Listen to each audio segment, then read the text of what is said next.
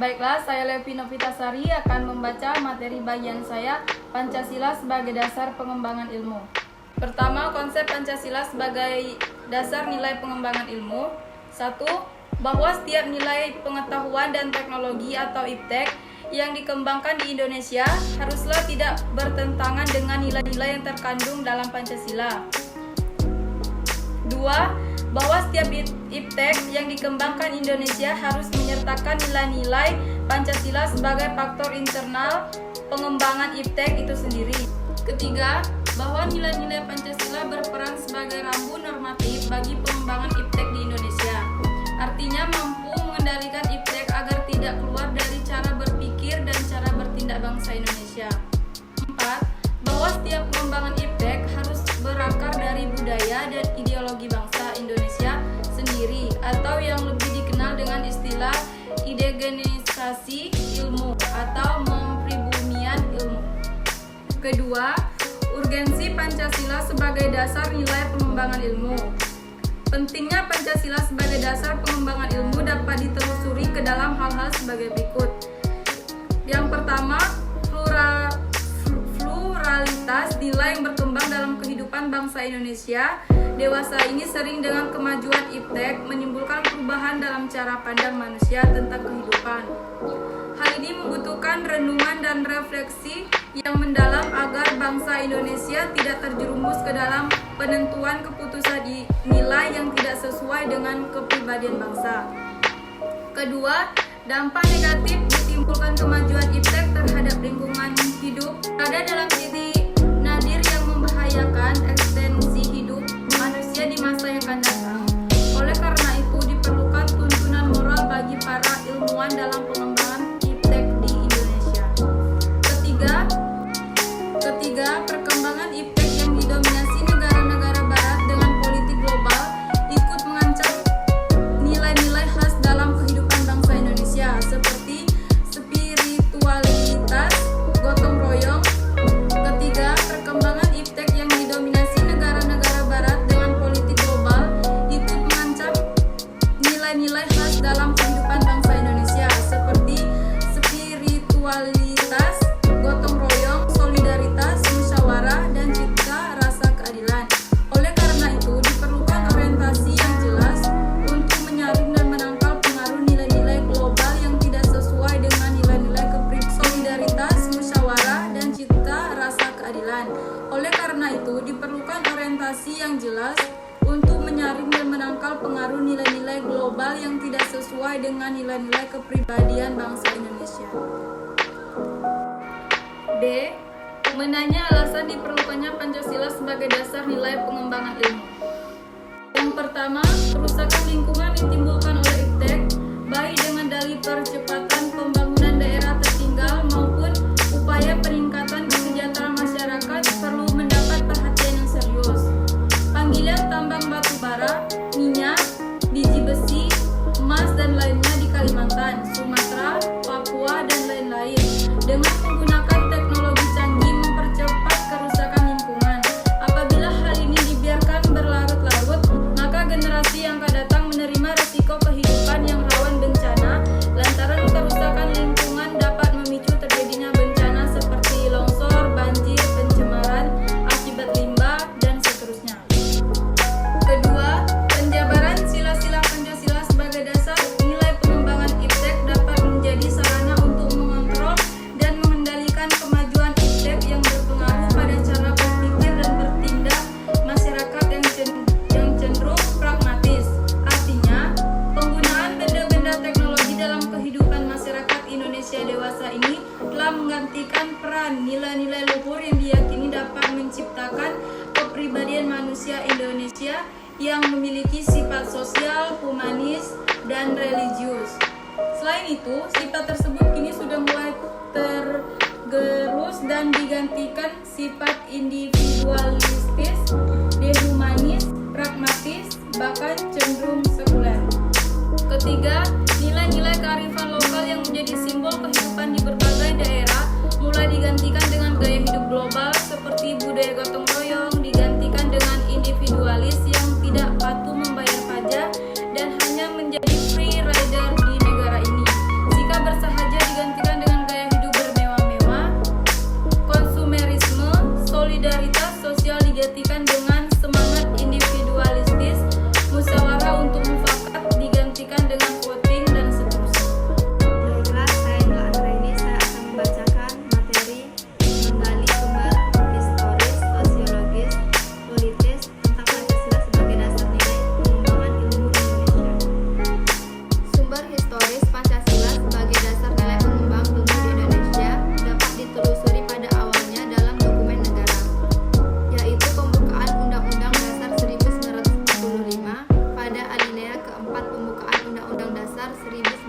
Kata mencerdaskan kehidupan bangsa mengacu pada pengembangan iptek melalui pendidikan.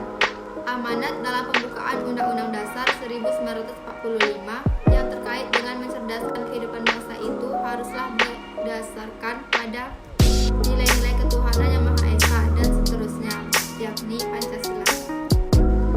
Penjabaran sila-sila Pancasila ke dalam sistem etika ilmiah dikemukakan Jacob sebagai berikut. Sila ketuhanan yang Maha Esa melengkapi ilmu pengetahuan dengan menciptakan perimbangan antara yang irasional dan rasional, antara rasa dan akal. Sila pertama ini menempatkan manusia dalam alam semesta sebagai bagiannya, bukan sebagai pusat dan tujuan, serta menuntut tanggung jawab sosial dan intergenerasional dari ilmuwan dan teknologi. 2. Sila kemanusiaan yang adil dan beradab, memberi arah dan mengadilkan ilmu pengetahuan. Ilmu pengetahuan dikembalikan pada fungsinya semula, yaitu untuk kemanusiaan. Sila persatuan Indonesia melengkapi universalisme dan internasionalisme dalam sila-sila yang lain, sehingga suprasistem tidak mengabaikan sistem dan subsistem di bawahnya. Aspek universal dan lokal harus dapat hidup secara harmonis dengan tidak saling merugikan.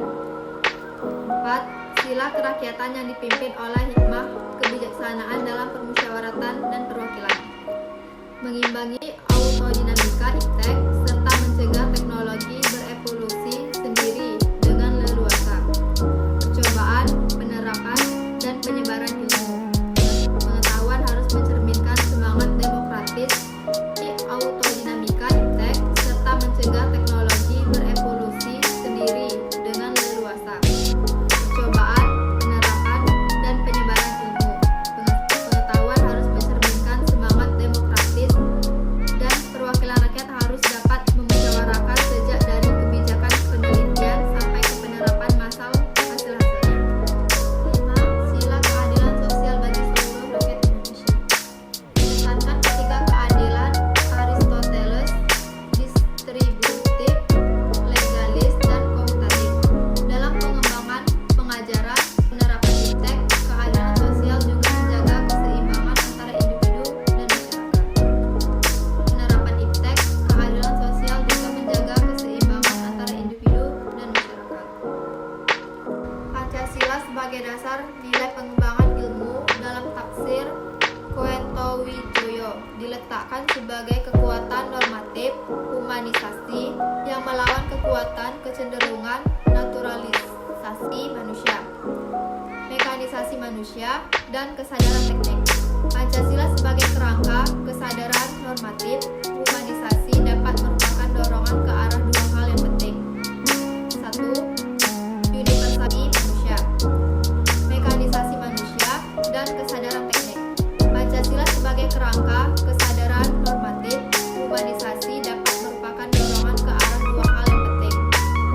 1. Universalisasi, yaitu melepaskan simbol-simbol dari keterkaitan dengan struktur, terutama penggunaan simbol untuk kepentingan sebuah kelas sosial, baik yang datang dari kubu pasar bebas maupun dari negara berencana.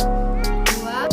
Transendentalisasi, yaitu meningkatkan derajat kemerdekaan manusia, kebebasan spiritual untuk melawan dehumanisasi dan Profesor Dr. M. Sastrateja dalam artikelnya berjudul Pancasila sebagai orientasi pembangunan bangsa dan pengembangan etika ilmu pengetahuan menegaskan ada dua peran Pancasila dalam pengembangan iptek. Pertama, Pancasila merupakan landasan dari kebijakan pengembangan ilmu pengetahuan. Kedua, Pancasila sebagai landasan etika ilmu pengetahuan dan teknologi. Perkenalkan, nama saya Sabrina. Saya akan melanjutkan pembahasan dari yang pertama tadi. Hal pertama yang terkait dalam kedudukan Pancasila sebagai landasan kebijakan pengembangan ilmu pengetahuan mencakup 5 hal sebagai berikut. Yang pertama, bahwa pengembangan ilmu pengetahuan harus menghormati keyakinan religius masyarakat karena dapat saja penemuan ilmu yang tidak sejalan dengan keyakinan religius. Tetapi tidak harus dipertentangkan karena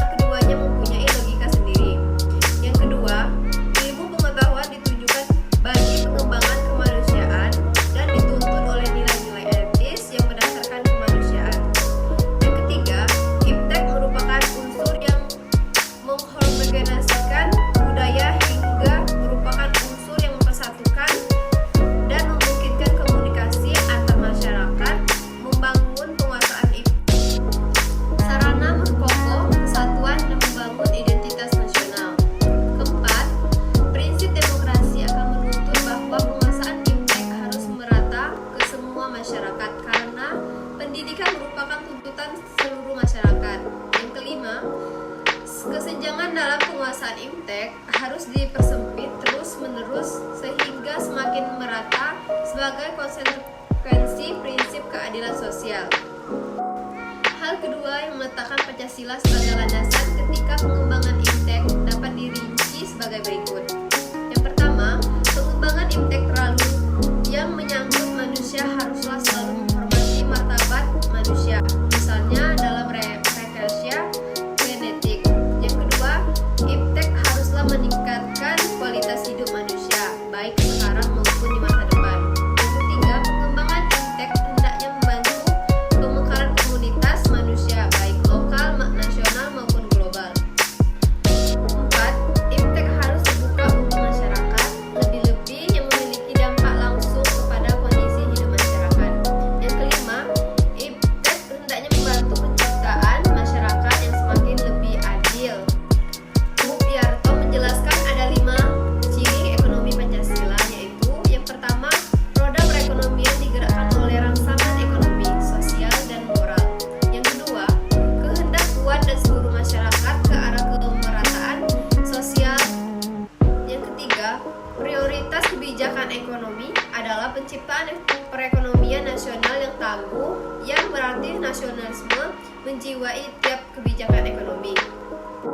Keempat, koperasi merupakan saka guru perekonomian dan merupakan bentuk paling konkret dari usaha bersama. Yang kelima, adanya imbangan yang jelas dan tegas antara perencanaan di tingkat nasional dan desentralisasi dalam pelaksanaan kegiatan ekonomi untuk menjamin keadilan sosial. Sumber sosiologis Pancasila sebagai dasar nilai pengembangan ilmu Indonesia. Sumber sosiologis Pancasila sebagai dasar nilai pengembangan IMTEK dalam ditemukan pada sikap masyarakat yang sangat memperhatikan dimensi ketuhanan dan kemanusiaan, sehingga manakala IMTEK tidak sejalan dengan nilai ketuhanan dan kemanusiaan, biasanya terjadinya penolakan. Contohnya, penolakan masyarakat atas rencana pembangunan pusat pembangkit listrik tenaga nuklir di Semenanjung Muria beberapa tahun yang lalu. Penolakan masyarakat terhadap PLTN di Semenanjung Muria didasarkan pada kekhawatiran atas kemungkinan kebocoran pembangkitan listrik tenaga nuklir beberapa tahun yang lalu. Baiklah, saya Pemiuliza akan melanjutkan penjelasan dari teman saya. Dan selanjutnya 3 sumber politik Pancasila sebagai dasar nilai pengembangan ilmu di Indonesia. Sumber politik Pancasila sebagai dasar nilai pengembangan ilmu di Indonesia dapat dirunut ke dalam berbagai kebijakan yang dilakukan oleh para penyelenggara negara. Dokumen pada masa Orde Lama yang meletakkan Pancasila sebagai dasar nilai pengembangan atau orientasi ilmu antara lain dapat dilihat dari pidato Soekarno ketika menerima gelar doktor honoris causa di UGM pada 19 September 1951, mengungkapkan hal sebagai berikut. Bagi saya, ilmu pengetahuan hanyalah berharga penuh jika ia dipergunakan untuk mengabdi kepada praktik hidup manusia atau praktiknya bangsa atau praktiknya hidup dunia kemanusiaan. Memang sejak muda saya ingin mengabdi kepada praktik hidup manusia, bangsa, dan dunia kemanusiaan itu. Itulah sebabnya saya selalu mencoba menghubungkan ilmu dengan amal, menghubungkan pengetahuan dengan perbuatan, sehingga pengetahuan ialah untuk perbuatan, dan perbuatan dipimpin oleh pengetahuan. Ilmu dan amal harus mewahyui satu sama lain. Boleh ilmu berditunggal dengan amal. Malahan angkatlah derajat kemanusiaan itu kepada derajat manusia patriot yang sekarang mencari ilmu untuk kemudian beramal terus-menerus di wajah Ibu Pertiwi. Pancasila sebagai dasar nilai pengembangan ilmu pada zaman Orde Lama belum secara eksplisit dikemukakan, tetapi oleh Soekarno dikaitkan langsung dengan dimensi kemanusiaan dan hubungan antara ilmu dan amal. Selanjutnya, pidato Soekarno pada Akademi Pembangunan Nasional di Yogyakarta 18 Maret 1962 mengatakan hal sebagai berikut. Ilmu pengetahuan itu adalah malahan suatu syarat mutlak pula. Tetapi kataku tadi, lebih daripada itu, terus lebih mutlak daripada itu adalah satu hal lain, satu dasar, dan dimaksud dengan perkataan dasar, yaitu karakter. Karakter adalah lebih penting daripada ilmu pengetahuan. Ilmu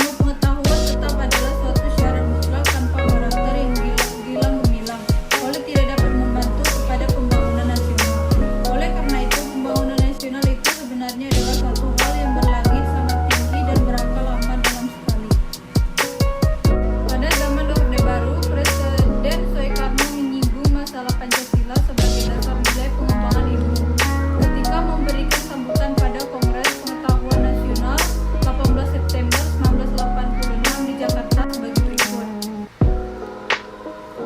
Ilmu pengetahuan dan teknologi harus diabadikan kepada manusia dan kemanusiaan, harus dapat memberi jalan bagi peningkatan martabat manusia dan kemanusiaan. Dalam ruang lingkup nasional, ilmu pengetahuan dan teknologi yang ingin kita kuasai dan perlu kita kembangkan harusnya ilmu pengetahuan dan teknologi yang bisa memberi dukungan kepada kemajuan pembangunan nasional kita. Betapapun besarnya kemampuan ilmiah dan teknologi kita dan betapapun suatu karya ilmiah kita mendapat tempat terhormat pada tingkat dunia, tetapi apabila kemampuan ilmu pengetahuan dan teknologi itu tidak dapat membantu memecahkan masalah-masalah pembangunan kita, maka jelas hal itu merupakan kepincangan bahkan suatu kekurangan dalam penyelenggaraan ilmu pengetahuan dan teknologi. Pada era reformasi, Presiden Susilo Bambang Yudhoyono dalam sambutan pada acara silaturahmi dengan Akademi Ilmu Pengetahuan Indonesia atau AIPI dan Masyarakat Ilmiah 20 Januari 2010 di Serpong, SBY menegaskan sebagai berikut. Setiap negara mempunyai sistem inovasi nasional dengan cara yang berbeda dan khas, sesuatu dengan kebutuhan dan kondisi masing-masing. Saya berpendapat di Indonesia kita juga harus mengembangkan ilmu inovasi nasional yang didasarkan pada suatu kemitraan antara pemerintah, komunitas ilmuwan dan swasta, dan dengan berkolaborasi dengan dunia internasional. Karena itu berkaitan dengan pandangan ini dalam waktu dekat, saya akan membentuk Komite Inovasi Nasional yang berlangsung bertanggung jawab kepada Presiden.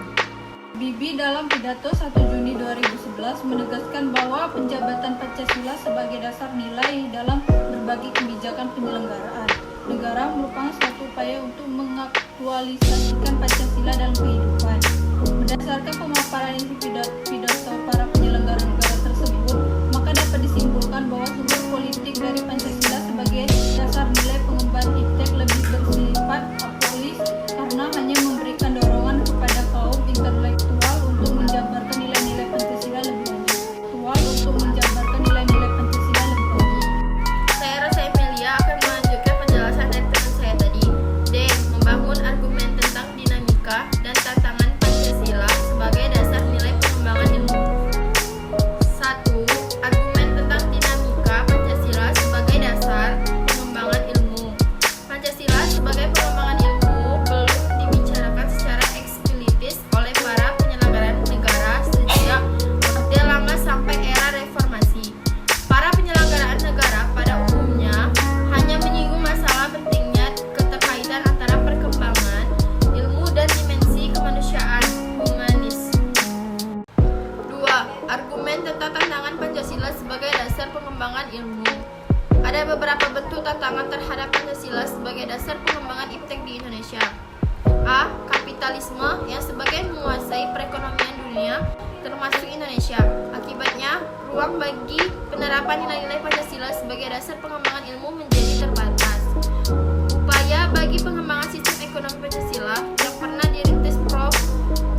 Mulyarto pada tahun 1998-an belum menemukan wujud nyata yang dapat diandalkan untuk menangkal dan menyaingi sistem ekonomi yang berorientasi pada pemilik modal besar. B. Globalisasi yang menyebabkan lemahnya daya saing bangsa Indonesia dalam pengembangan iptek sehingga Indonesia lebih berkedudukan sebagai konsumen daripada produsen dibandingkan dengan negara lain. C. Konsumerisme menyebabkan negara Indonesia menjadi pasar bagi produk teknologi secara lain yang lebih maju ipteknya. Pancasila sebagai pengembangan ilmu baru dan taraf wacana yang belum berada pada tingkat aplikasi kebijakan negara. D.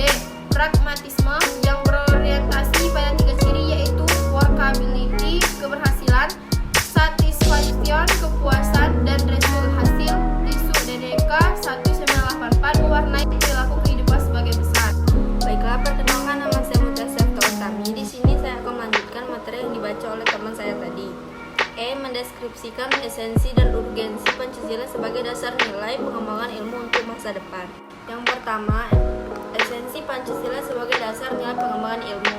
Hakikat Pancasila sebagai dasar nilai pengembangan iptek dikemukakan Profesor Wahyudi Setiawan dalam Simposium dan Sarasehan Pancasila sebagai paradigma ilmu pengetahuan dan pembangunan bangsa sebagai berikut. Sila pertama, ketuhanan yang Maha Esa, memberikan kesadaran bahwa manusia hidup di dunia ibarat sedang menempuh ujian dan hasil ujian akan menentukan kehidupannya yang abadi di akhirat nanti. Salah satu ujiannya adalah manusia diperintahkan melakukan perbuatan untuk kebaikan, bukan untuk membuat kerusakan di bumi. Tuntutan sikap pada kode etik ilmiah dan keinsinyuran seperti menjunjung tinggi keselamatan, kesehatan, dan kesejahteraan masyarakat, berperilaku terhormat, bertanggung jawab, etis, dan taat aturan untuk meningkatkan kehormatan, reputasi, dan kemanfaatan profesional, dan lain-lain adalah suatu manifestasi perbuatan untuk kebaikan tersebut. Ilmuwan yang mengamalkan kompetensi teknik yang dimiliki dengan baik sesuai dengan tuntunan sikap tersebut berarti mensyukuri anugerah Tuhan. Wahyudi 2006-61-62. Sila kedua, kemanusiaan yang adil dan beradab, memberikan arahan baik bersifat universal maupun khas terhadap ilmuwan dan ahli teknik di Indonesia. Asas kemanusiaan atau humanisme menghendaki agar perlakuan terhadap manusia harus sesuai dengan kodratnya sebagai manusia, yaitu memiliki keinginan seperti kecukupan materi, bersosialisasi, eksistensinya dihargai, mengeluarkan pendapat, berperan nyata dalam lingkungannya, bekerja sesuai kemampuannya yang tertinggi. Wahyudi 2006-65. Hakikat kodrat manusia yang bersifat monopluralis sebagaimana dikemukakan Noto Nagoro, yaitu terdiri atas jiwa dan raga atau susunan kodrat, makhluk individu dan sosial sifat kodrat, dan makhluk Tuhan dan otonom. Kedudukan kodrat memerlukan keseimbangan agar dapat menyempurnakan kualitas kemanusiaannya. Sila ketiga, Persatuan Indonesia memberikan landasan esensial bagi kelangsungan negara kesatuan Republik Indonesia atau NKRI.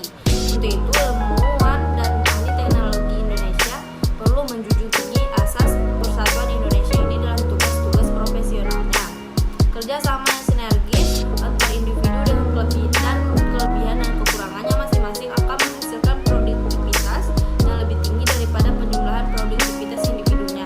Wahyudi 2006-66. Sila keempat, kerakyatan yang dipimpin oleh hikmah kebijaksanaan dalam permusyawaratan perwakilan memberikan arahan rasa kerakyatan yang mengandung arti bahwa pembentukan negara Republik Indonesia ini adalah oleh dan untuk semua rakyat Indonesia. Setiap warga negara mempunyai hak dan kewajiban yang sama terhadap negara. Demikian pula halnya dengan ilmuwan dan ahli teknik wajib memberikan kontribusi sebesar-besarnya sesuai kemampuan untuk kemajuan negara. Sila keempat ini juga memberikan arahan dalam manajemen keputusan baik pada tingkat nasional, regional maupun lingkup yang lebih sempit. Manajemen keputusan yang dilandasi semangat musyawarah akan mendatangkan hasil yang lebih baik karena dapat melibatkan semua pihak dengan penuh kerelaan dalam manajemen keputusan baik pada tingkat nasional, regional maupun lingkup yang lebih sempit. Manajemen keputusan yang dilandasi semangat musyawarah akan mendatangkan hasil yang lebih baik karena dapat melibatkan semua pihak dengan penuh kerelaan. Sila kelima, keadilan sosial bagi seluruh rakyat Indonesia, memberikan arahan agar selalu diusahakan tidak terjadinya jurang atau gap kesejahteraan di antara bangsa Indonesia.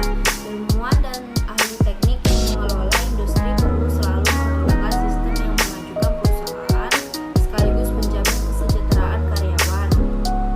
2. Urgensi Pancasila sebagai dasar nilai pengembangan ilmu. Pentingnya Pancasila sebagai dasar nilai pengembangan ilmu ini meliputi hal-hal sebagai berikut. 1.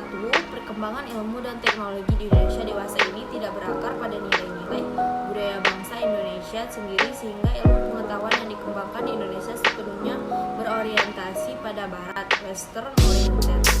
B. Perkembangan ilmu pengetahuan di Indonesia lebih